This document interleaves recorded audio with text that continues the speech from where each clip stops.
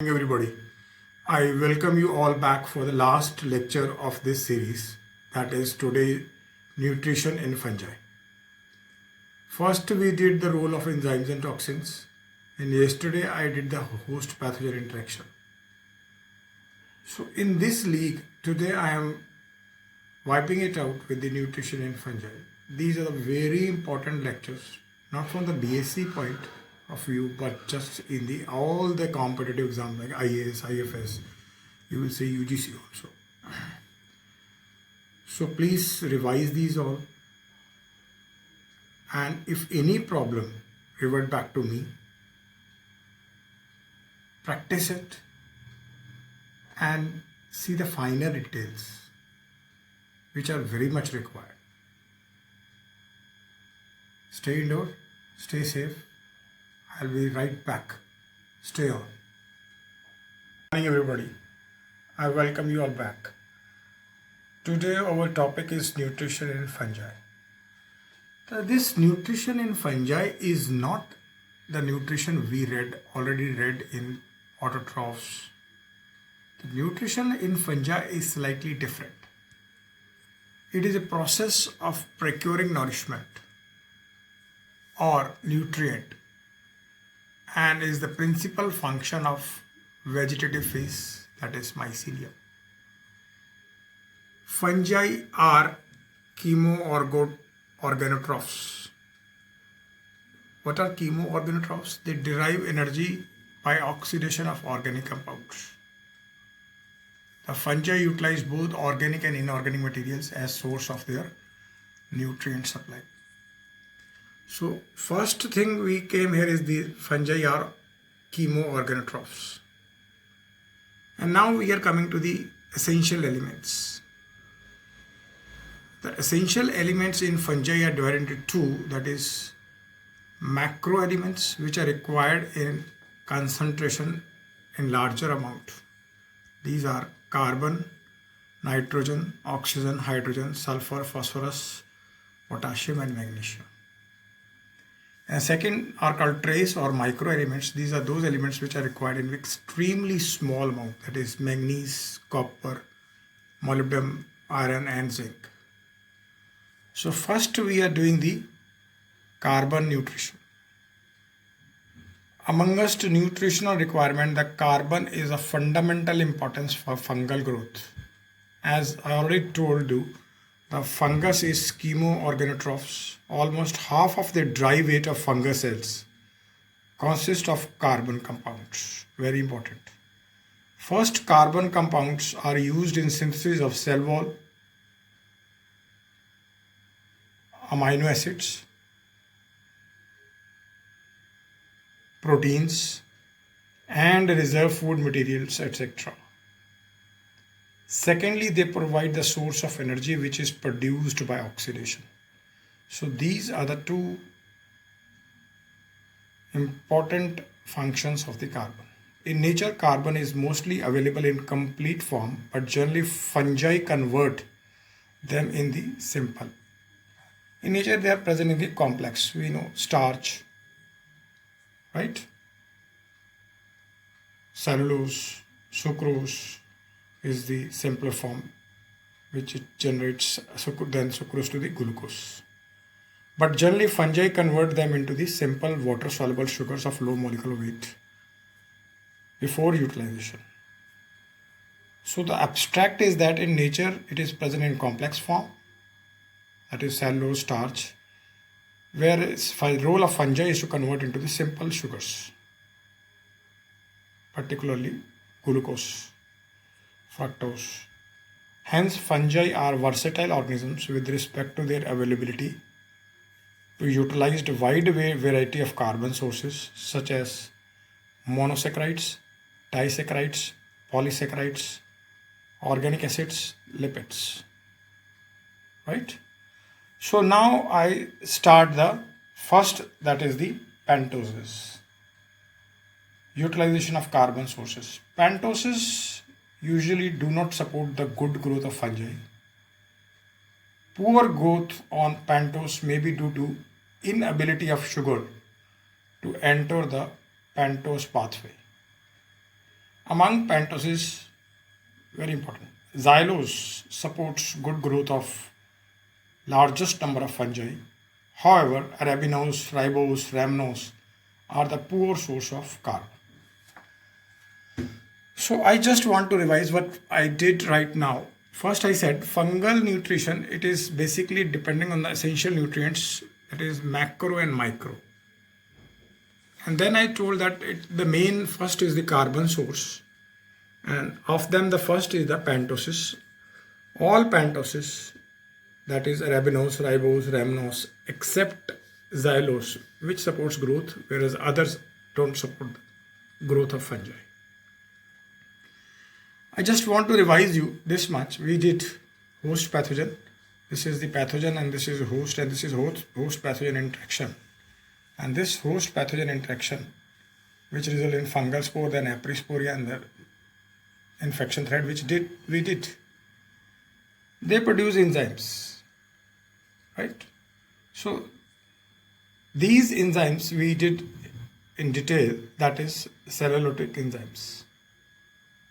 Now I am coming to the next part, that is the hexoses.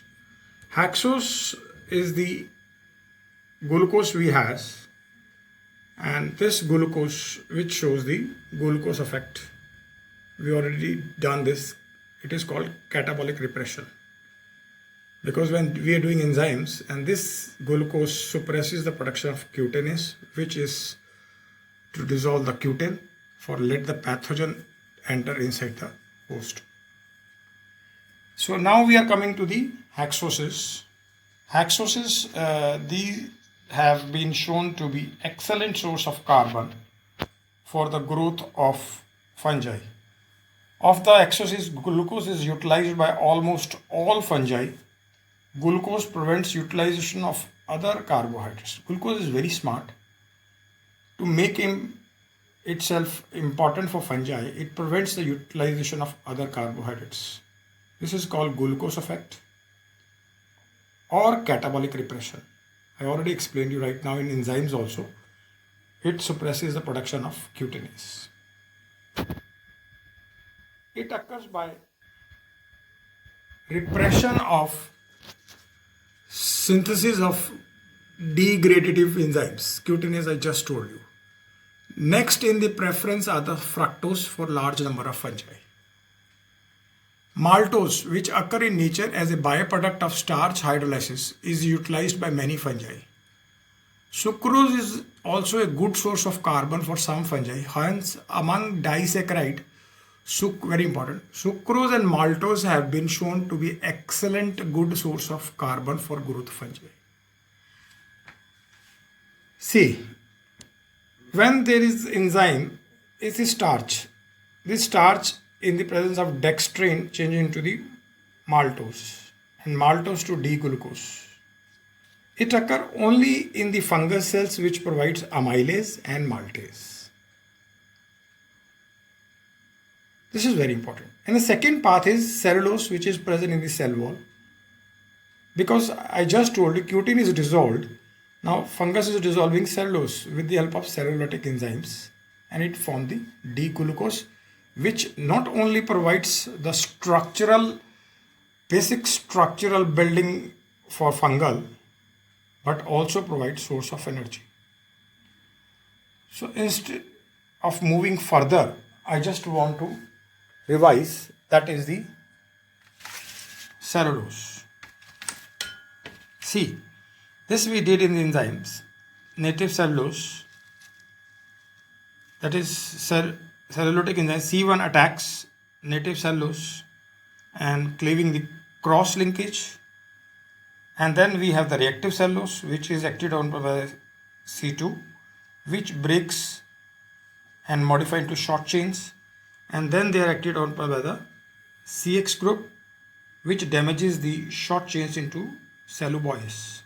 See, celluloase. Then celluloase is acted upon by beta glucosidase or celluloase to glucose. So this we did, and we also did this one also. See,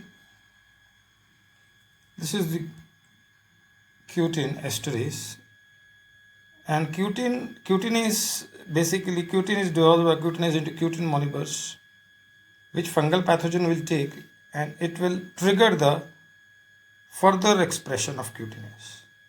But when cellulitic enzyme produce glucose and they'll show glucose effect, it suppresses the production of cutinase. Right? So this I already told you last time. Role of enzymes and toxin I did, host pathogen I did, and now I am wiping it out today, this one. So this triangle is gone. Right? So now I am coming back on this, that is in nature, fungi came across a variety of complex oligosaccharides and polysaccharides. Some of polysaccharide like cellulose, pectins and chitins, which I already explained you right now. Right? These are cutins. Cellulose degradation by fungi is important for maintenance of carbon cycle. I explained it. Cellulose, we have enzymes and we have glucose. Starch is utilized by a large quantity or mostly large quantity and majority of fungi and serve as good source of carbon. Only those fungi which produces amylase and able to utilize starch. The enzymatic hydrolysis of starch is as starch, dextrin, maltose and D-glucose. The general pattern of utilization of complex carbohydrate involves their initial breakdown into monosaccharides. This is basically the scheme of the fungi digestion. It first breaks into the polysaccharides into monosaccharides by degradation of glycosidic linkage. It is important to mention here that L-sorbinose, an isomer of D-fructose, is poor and toxic to the majority of fungi. So here I want to revise you again. We have starch. It is through via dextrin change to maltose, then to glucose.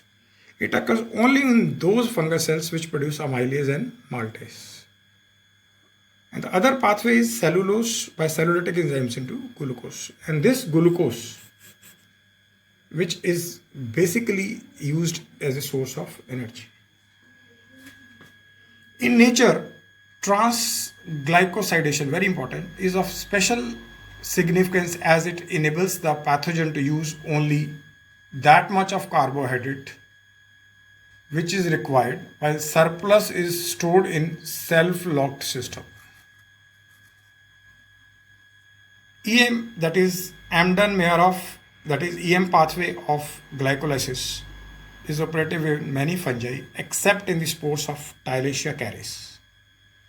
EM pathways and TCA, this is a recent study, provides energy, I already explained you, precursor for the biosynthetic reactions, right? And system of oxidation reduction reaction. Precursor you have seen in the Krebs cycle. And oxidative, that is ETS we have seen. And it is seen in Puccinia graminis and Fusarium oxysporum. So this we finishes the carbon. Now we are coming to the utilization of nitrogen source. Nitrogen is used for structural as well as functional purposes. Nitrogen is a component of amino acids, proteins, purines, pyrimidines, vitamins and chitins. Certain groups of fungi show specialization with respect to certain nitrogen sources. The Saprolagnaceae and Blastocladiales include a member of species which grow only on the organic nitrogen, such as amino acid.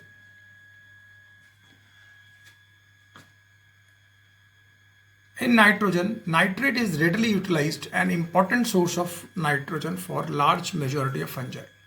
The only non-metabolic route for utilization of nitrate nitrogen is its reduction, first in nitrite and subsequently to hydroxylamine and ammonia. This is the pathway: nitrite +5, nitrate to nitrite, then hyponitrite, then hydroxylamine, and then to -3, that is ammonia. Fungi in general do not utilize nitrates at their usual optimum pH.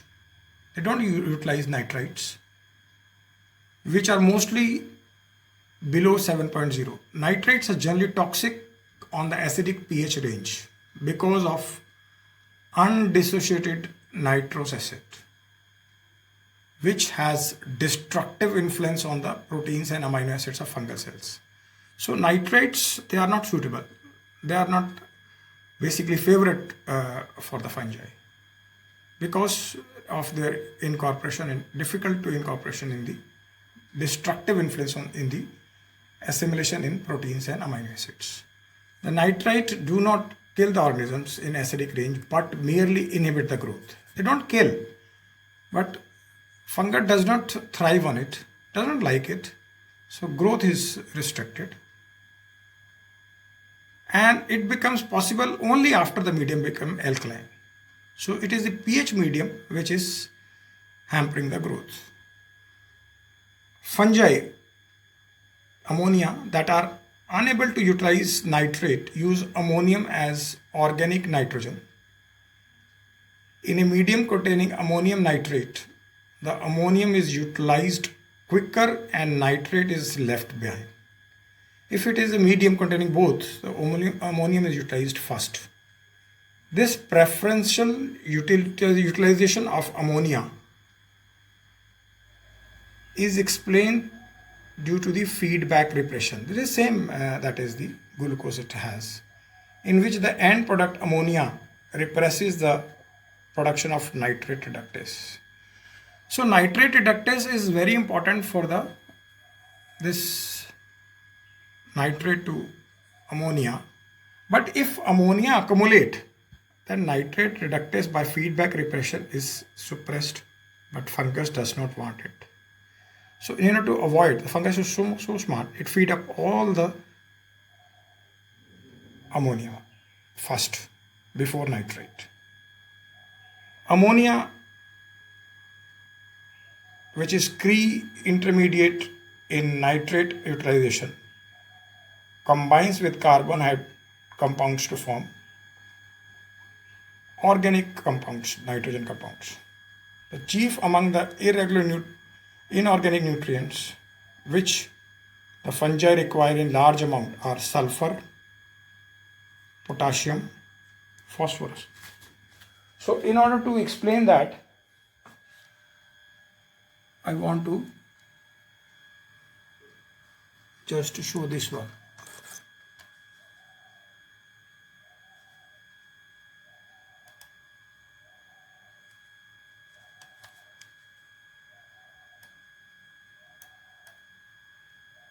See,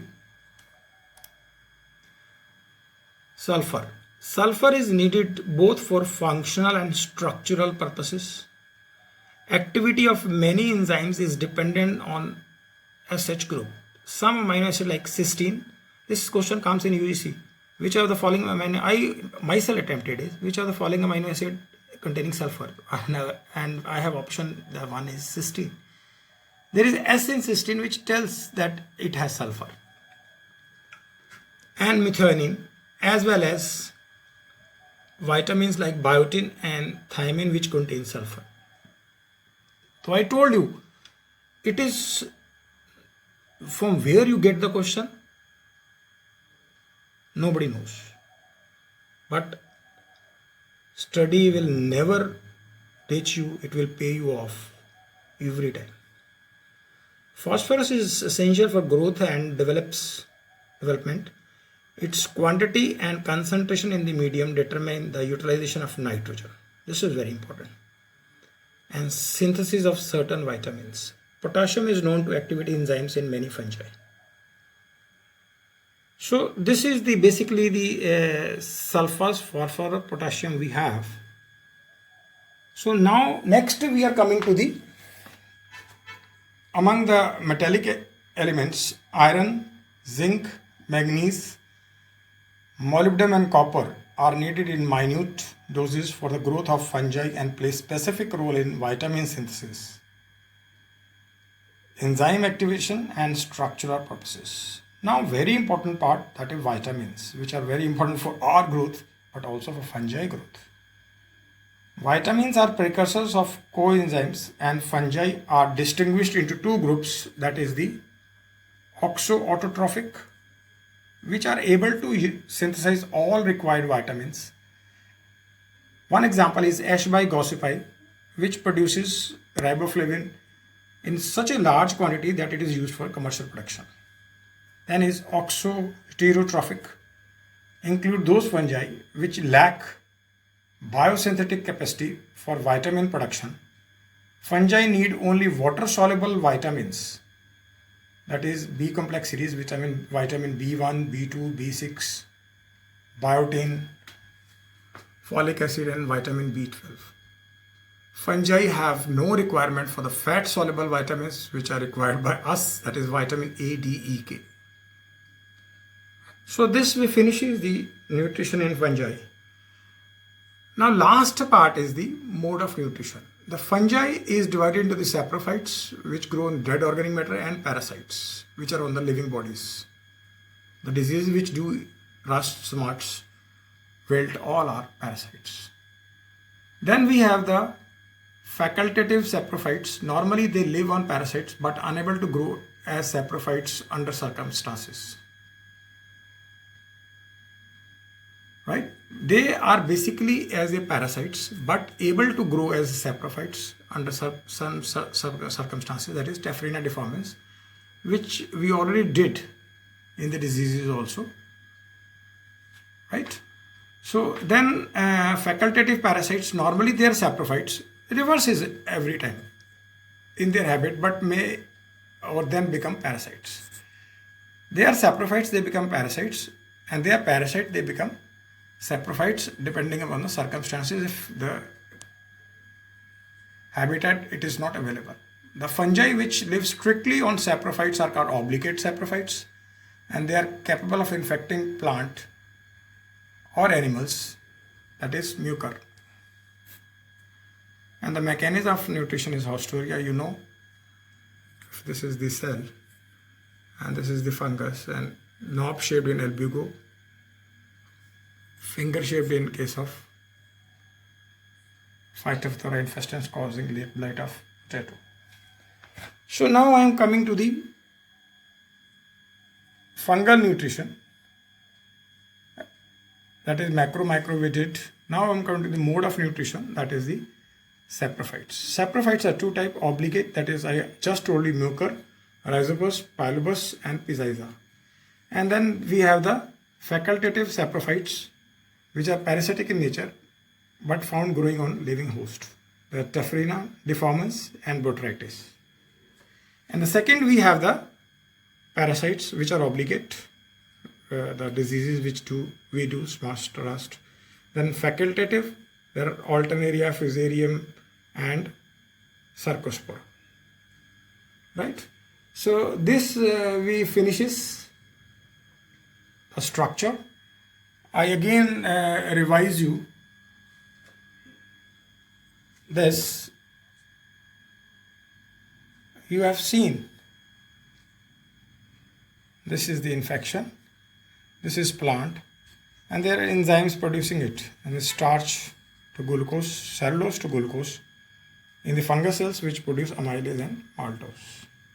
And these are the carbon source, pentoses and hexoses. Right? In pentoses, the xylose is the best to support the growth, whereas glucose is the best for all the fungi.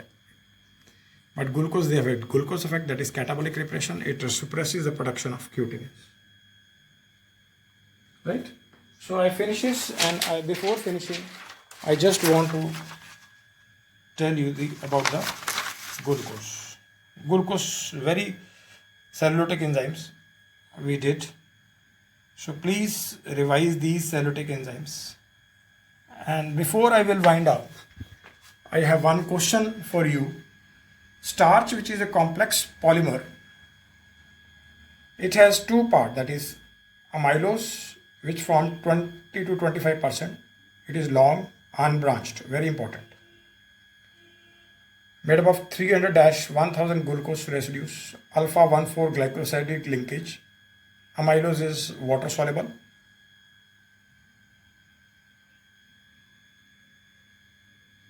And when we add iodine, the blue color of starch is due to amylose. It is the amylose which react with iodine. And second part of the starch, we have the amylopectin. Amylopectin is branched. It is made of just 30 units and linkage is alpha 1,6 linkage. So this I want to tell you because these are the questions will come. First thing I told you, amylose long है, unbranched है, and alpha 1,4 linkage है glycosidic. Amylopectin branched है but alpha 1,6 है. And iodine से जब when starch will react, it is the iodine reacted with amylose to give a blue color, right?